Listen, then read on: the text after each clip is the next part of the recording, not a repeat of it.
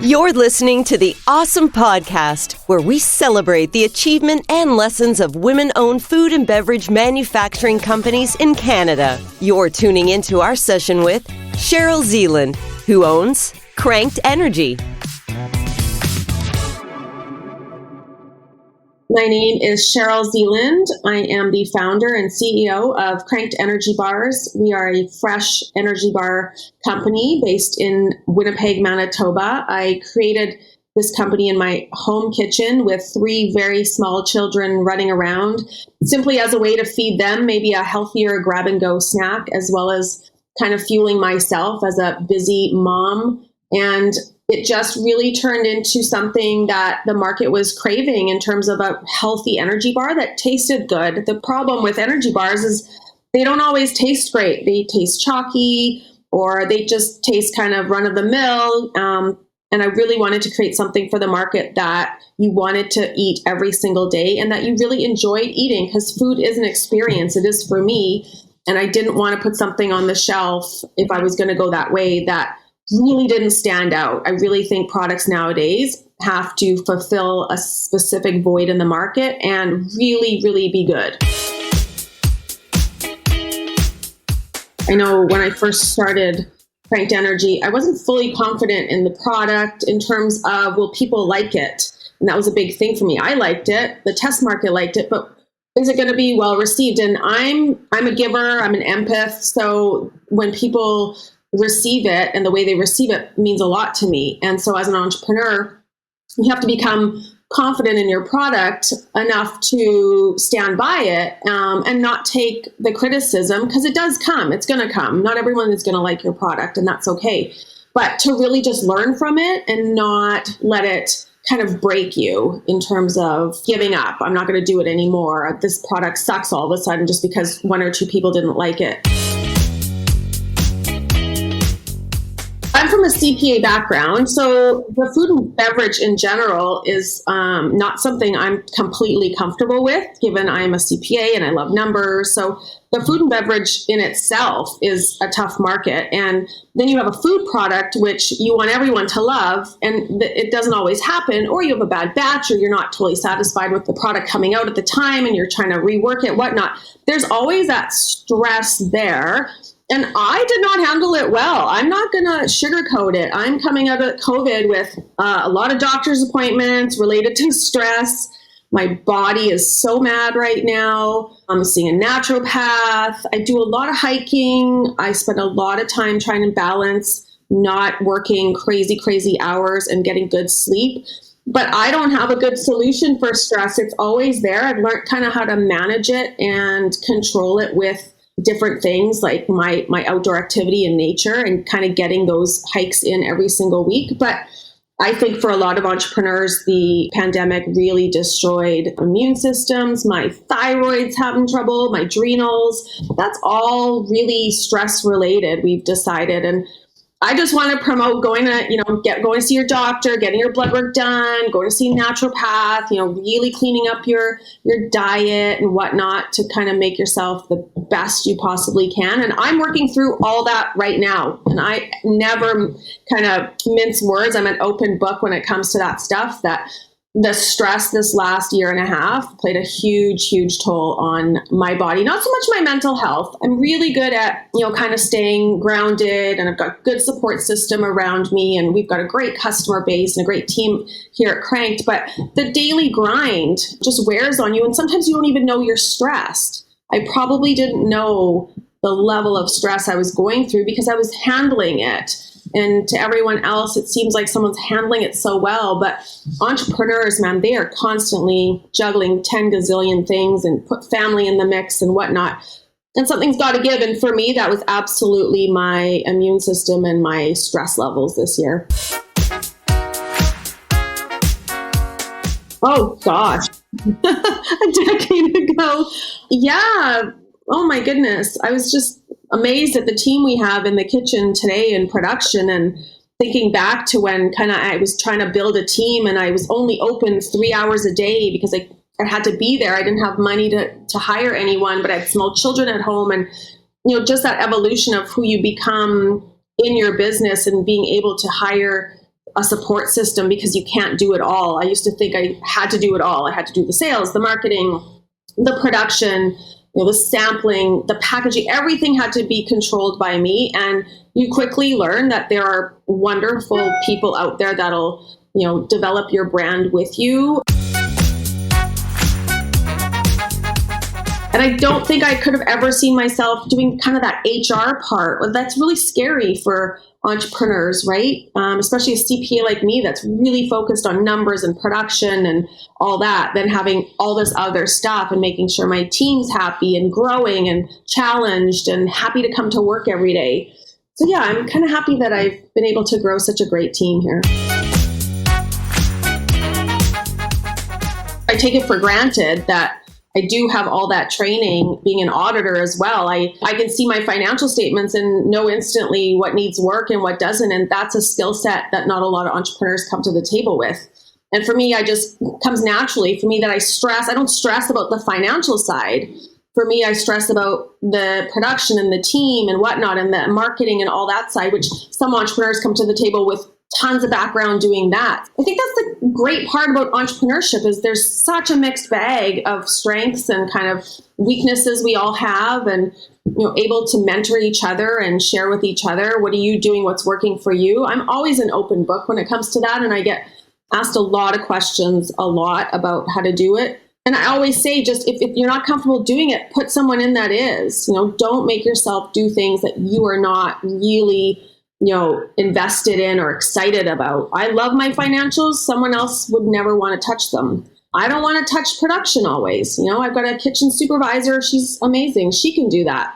Learn what you want to do and what you don't want to do and kind of build a team around that. But it's not something you can ever take a break from. I think that's my biggest advice for entrepreneurs is don't be so hard on yourself. You're going to have bad days. You're going to be days where like, oh my goodness, I don't know what I'm doing. And there's the resilience that comes in. The next day you wake up to a couple orders and you buck up and, you don't shut down just because you had a bad month, right?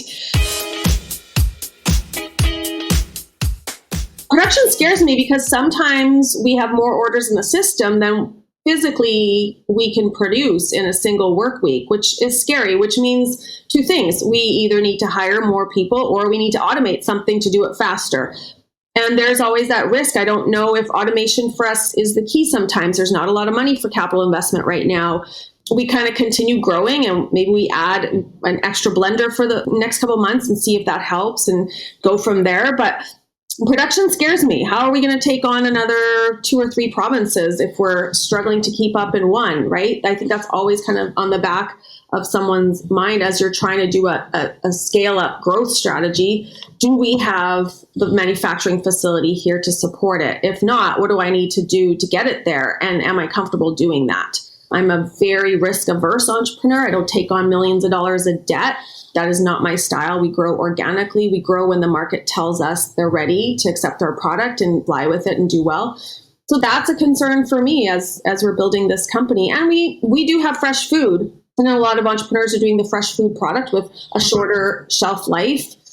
Shipping's always a concern. The weather temperatures, there's all these extra projects that get thrown in that you learn when you ship a product and it arrives a complete mess and the customer messages you and says, I won't accept it. That's your chance to fix it. And then you learn from it. What did we do wrong? Did we pack it wrong? Did we not put enough ice with it? Did the shipping take too long?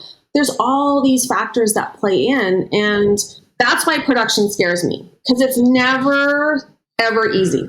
Not one single day goes exactly like you planned. And I think, again, the resilient entrepreneur goes with it and figures out ways to maybe make it better without losing the integrity of your product. I think that is the core value of what we have come out of this kitchen, and we never lose sight of it. We don't put out a bar that's, even potentially 2% less than what we want it to be. It's always got to be perfect. And the girls in the kitchen and the guys here, that they all know the level of quality that we want. And I think that's why production's kind of high up on the stress list all the time. It is the main part of our company here.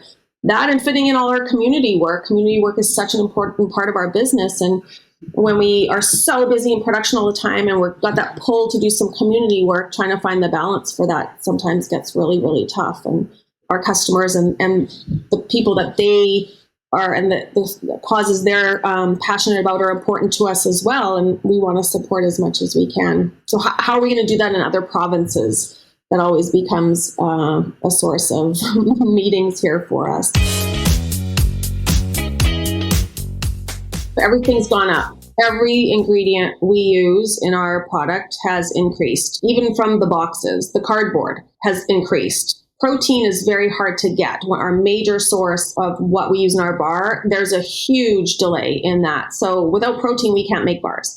So we always do have our regular suppliers, our large bulk suppliers, but I am never not looking to make sure we have plan Bs that are potentially able to step in case all of a sudden our supplier had nothing to give us for 4 months or even a month, right? Then what are we going to do? We are not going to shut down for 4 months. So I think there's always, as you're getting into the food space, you really got to be conscious of the ingredients that you're using. You know, we use peanut butter. There was a bad peanut butter crop.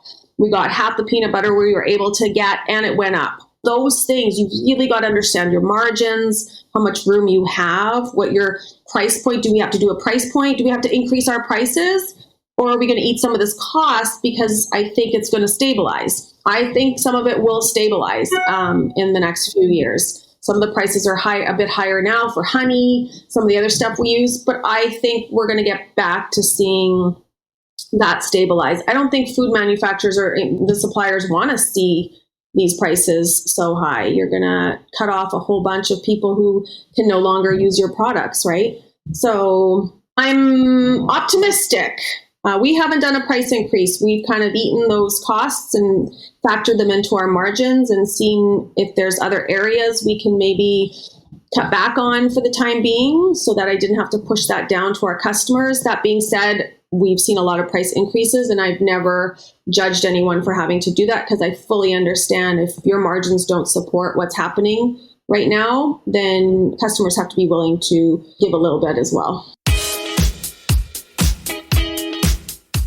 I mean, at some point, you're going to have no margin. So you're going to be pretty much working to not even break even. And I don't think that's fair. So there's only two ways to do it, right? Increase your price or reduce your expenses, reduce your costs. So if you're running a pretty tight ship in terms of labor and overhead, I think the only thing left when there's ingredients that are going up is doing a small price increase. The supply chain delays are deep, and someone orders a product and it's not received within a day or two. It's by no means, on the production side, it's literally when you can't get stuff to go into your product, you can't just replace it. That's not how food works either, right? Our bars are tested and their microbiology is done using the ingredients that we have. You can't just throw in different things and kind of make stuff up as you go. That's not how food manufacturing works. We are so close to launching our new packaging, full pre-printed film. It's beautiful. It's fun. We just bought a delivery van. We have our own in-house delivery system now. We're going to wrap it and it's going to bop around the city, around the province, marketing cranked. But being able to get outside of Manitoba with this new packaging and point of sale, the boxes, everything, it's like a complete rebrand. And it is so fun. Like, I can't even wait to do it. But of course, everything takes time and we got to do shelf life testing and whatnot and just make sure everything's good to go. But once January hits, we are going to start opening up into other provinces, which is really exciting. Thank you for listening to the Awesome Podcast, where we celebrate the achievement and lessons of women-owned food and beverage manufacturing companies in Canada. Learn more about our community at beawesome.ca.